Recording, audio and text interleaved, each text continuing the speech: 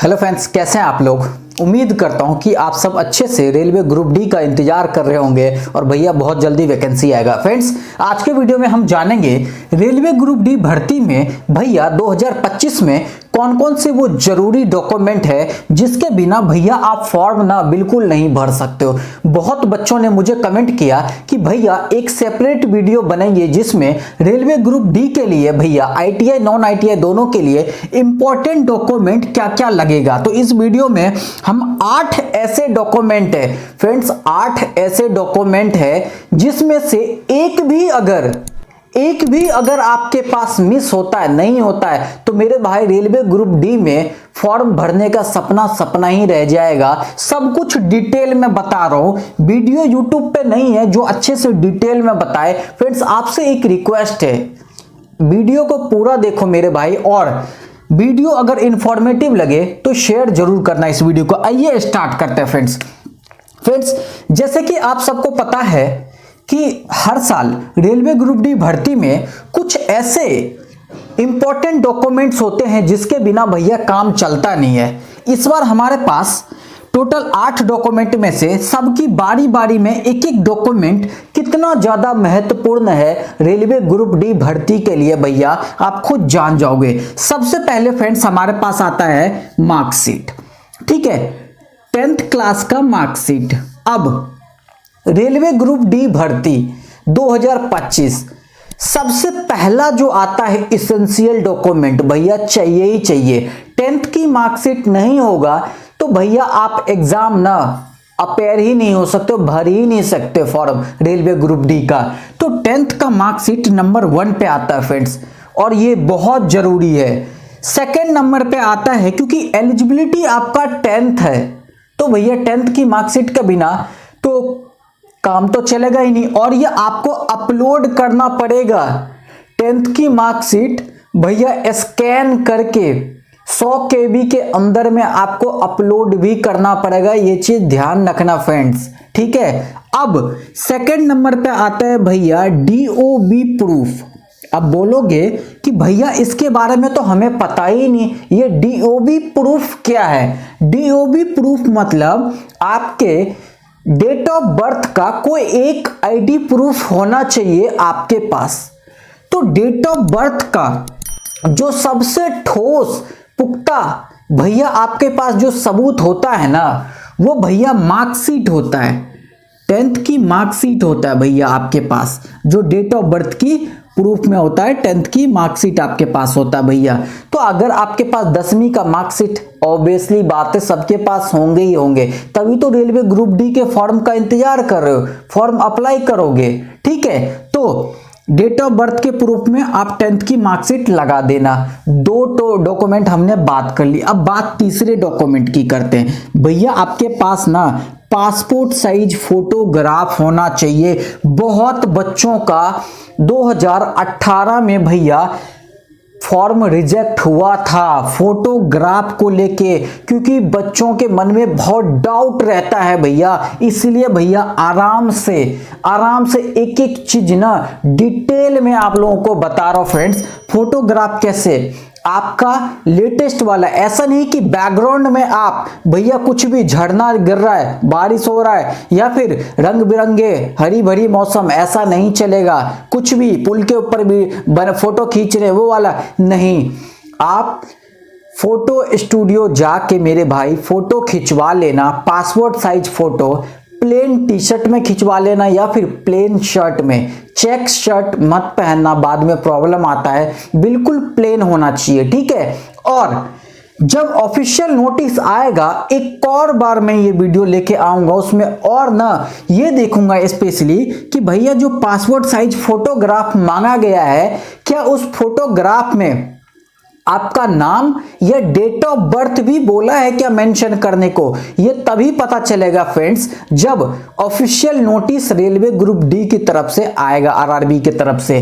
तो अभी फिलहाल में आपके पास एक पासपोर्ट साइज फोटोग्राफ होना चाहिए, अभी मत खिंचवाओ, ठीक है। पहले नोटिफिकेशन आने दो भैया, आज खिंचवाओगे फोटो कल मिल जाएगा, ठीक है। डिजिटल जमाना है भैया, सबको मिल जाता है तुरंत, ठीक है। तो फोटो अभी मत खिंचवाओ, ठीक है। जब ऑफिशियल नोटिस आएगा मैं आपको उस टाइम पे भी भैया एक वीडियो बना दूंगा कि क्या रेलवे ने फोटो के नीचे डेट ऑफ बर्थ वगैरह कुछ बोला है मेंशन करने के लिए। अगर मांगता है वो, आप नहीं करोगे तो भैया फॉर्म रिजेक्ट हो जाता है। रेलवे बहुत बच्चों का फॉर्म 2018 ग्रुप डी में रिजेक्ट कर चुका है, ठीक है। और जब फोटोग्राफ आपका होगा, ठीक है, खिंचवा लोगे, डेट मांगा गया है, नाम मांगा गया है, उस टाइम पे देखेंगे तो भैया स्कैन भी आपको करवाना पड़ेगा। क्यों? क्योंकि 25 KB में आपके पास होना चाहिए और वो फोटोग्राफ भैया अपलोड होता है। जैसे 10th की मार्कशीट आपकी DOB प्रूफ में अपलोड करवाएगा, एजुकेशन में आपका अपलोड करवाएगा, वैसे ही फोटोग्राफ भी आपका 25 KB के अंदर स्कैन किया हुआ आपके पास होना चाहिए, तब जाके आप अपलोड कर पाओगे। ये चीज ध्यान रखना। तो हमने पासपोर्ट साइज भी देख ली। अब चौथे नंबर पे आता भैया सिग्नेचर, ठीक है, स्कैन किया हुआ, और ये भी 25 KB में अपलोड करना पड़ेगा, सिग्नेचर भी, ठीक है। सिग्नेचर वही सीन है, एक चीज ध्यान से देखना, सिग्नेचर आप वो करना कि जो भैया आप हमेशा से करते आए हो, कुछ ऊट पटांग मत कर देना सिग्नेचर कि भैया फिर रेलवे को भी प्रॉब्लम आ जाए, ठीक है। तो नॉर्मल सिंपल सा सिग्नेचर करना, एक प्लेन सादा कागज पे सिग्नेचर करना और उसको स्कैन कर लेना और 25 KB में भैया बना लेना और वो भी अपलोड करना पड़ेगा, ठीक है।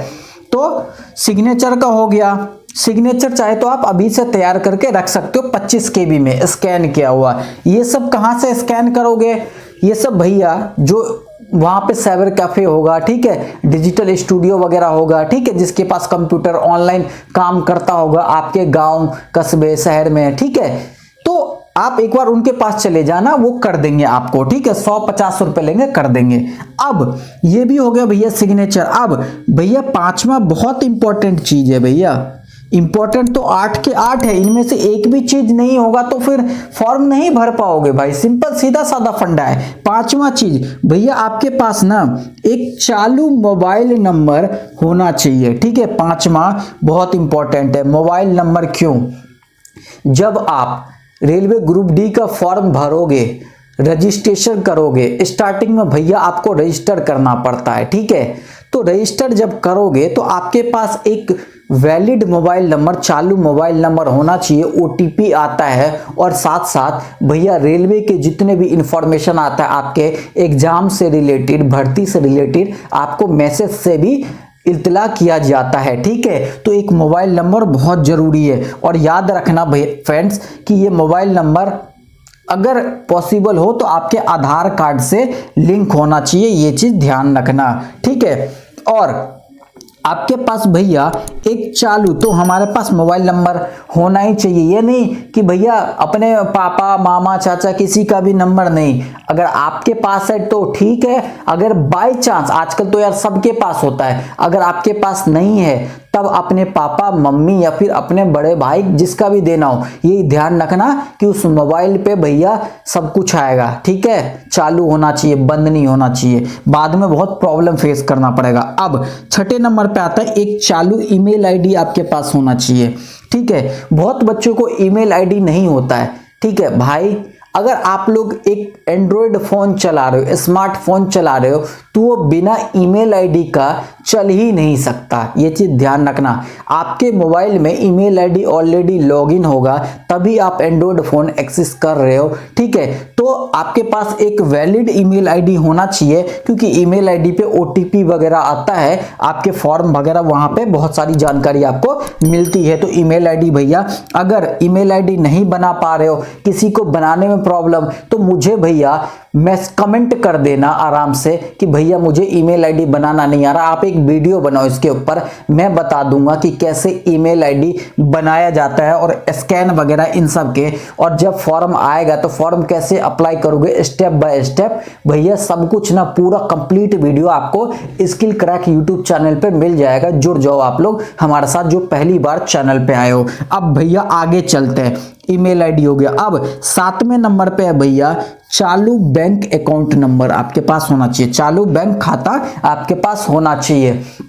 आप फॉर्म भरोगे तो भैया आपके पास एक बैंक में आपका खाता होगा, पासबुक होगा, तो भैया फॉर्म भरते टाइम पे आपसे रेलवे बैंक अकाउंट नंबर लेगा, IFSC कोड भरवाएगा, जिससे आप अगर जनरल वाले हो तो भैया 500 रुपये फीस दोगे, तो उसमें से CBT 1 पेपर होने के बाद आपको 400 रुपये रिफंड मिलेंगे। और वो रिफंड कब मिलेंगे? जब पेपर दे दोगे CBT 1 का, तब आपके जो आपने प्रोवाइड करवाओगे भैया, जो आपको प्रोवाइड करवाओगे बैंक अकाउंट नंबर, ठीक है, उसी में आपका पैसा आएगा 400 रुपये। इसीलिए आपसे बैंक खाता, IFSC code, bank account number railway लेगा फॉर्म भरते वक्त, ये चीज ध्यान रखना। अब 8वां चीज बहुत ही महत्वपूर्ण, ठीक है, स्कैन किया हुआ कास्ट सर्टिफिकेट, ठीक है, कास्ट सर्टिफिकेट भैया 90 KB में 100 KB से अंदर आपका सर्टिफिकेट होना चाहिए। जैसे कि कोई SC है,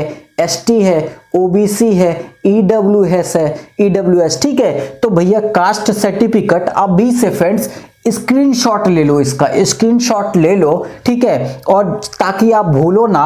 यही 8 डॉक्यूमेंट आपको चाहिए, इससे ज्यादा कुछ नहीं चाहिए। बोलेंगे कि भैया आधार कार्ड भी, भैया आधार कार्ड का आपका नंबर लिया जाता है, आधार कार्ड वगैरह आपको अपलोड नहीं करनी पड़ती है, इसलिए वो इसेंशियल नहीं था, इसलिए मैंने नहीं डाला, ठीक है। आपके पास आधार कार्ड भी होना चाहिए, नंबर आपका लेगा, आधार कार्ड का नंबर फिल कर देना, ठीक है, मैं बता दूंगा जब फॉर्म आएगा। तो स्कैन किया वो आपके पास कास्ट सर्टिफिकेट, जितने भी कास्ट के हैं, आप SC हो, ST, OBC, जिस भी कास्ट में आप बिलोंग करते हो फ्रेंड्स, तो ये स्कैन किया हुआ आप अपने पास रखना। अब यहीं पे बच्चों का सवाल आएगा, मन में एक डाउट होगा कि भैया ये जो कास्ट सर्टिफिकेट है ना, कास्ट सर्टिफिकेट भैया क्या चाहिए, क्या मतलब वो चल जाएगा, स्टेट का चलेगा या सेंट्रल का चलेगा? फ्रेंड्स एक चीज देख लो, कास्ट सर्टिफिकेट जो है, ठीक है, कास्ट सर्टिफिकेट भैया आपका स्टेट गवर्नमेंट का नहीं चलेगा, ठीक है,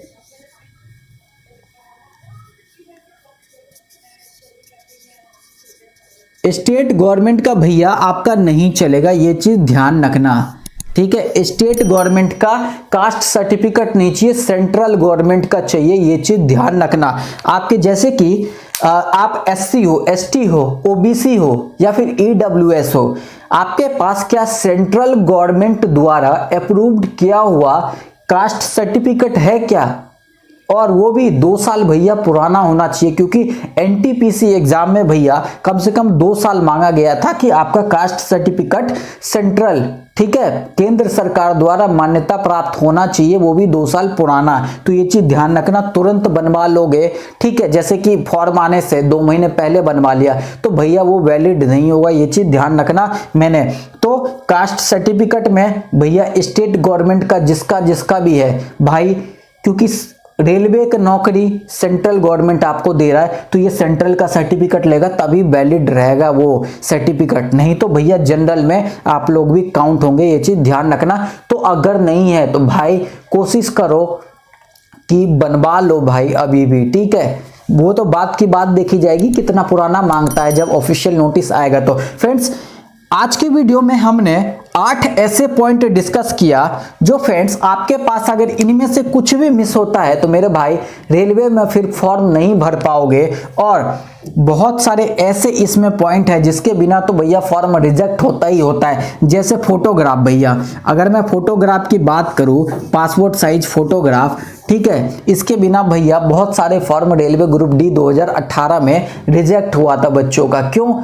डेट की वजह से भैया, डेट ऑफ बर्थ भी मेंशन करना था, बहुत लोगों ने करंट डेट मेंशन कर दिया था, डेट ऑफ बर्थ की जगह भैया डेट मेंशन कर दिया था, ये प्रॉब्लम हो गया था, ठीक है।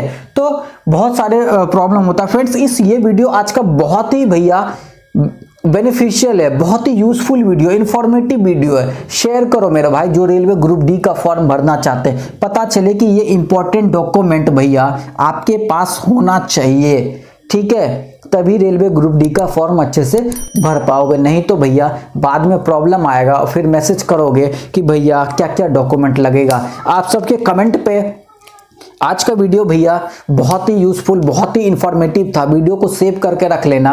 और भैया पहली बार स्किल क्रैक यूट्यूब चैनल पे आए हो तो चैनल को सब्सक्राइब कर लेना मेरे भाई। और पुराने मेरे व्यूअर्स हो तो फ्रेंड्स आप लोग नोटिफिकेशन चेक कर लो, देख लो डेली जाता है कि नहीं जाता नोटिफिकेशन, ठीक है। और इस वीडियो को भाई एक लाइक कर दो, बहुत मेहनत से वीडियो बनाता है आपका भाई, ठीक है। और शेयर करो उन तक जो भैया रेलवे ग्रुप डी के भर्ती का इंतजार कर रहे हैं। तब तक जब तक वैकेंसी आ रही है भैया 10 से 15 दिन के अंदर नोटिफिकेशन जरूर आएगा, इसका ऑफिशियल नोटिस, ठीक है। तो भैया ये सब डॉक्यूमेंट आपके पास होना चाहिए, अभी से लग जाओ इन सब डॉक्यूमेंट को, ताकि फॉर्म भरते टाइम भैया इधर उधर झांकना ना पड़े कि कहां से मैं ये सब डॉक्यूमेंट तैयार करूं। तो फ्रेंड्स मिलते हैं हम अगले वीडियो में। अगला वीडियो बहुत ही इंफॉर्मेटिव आने वाला है। Thank you friends.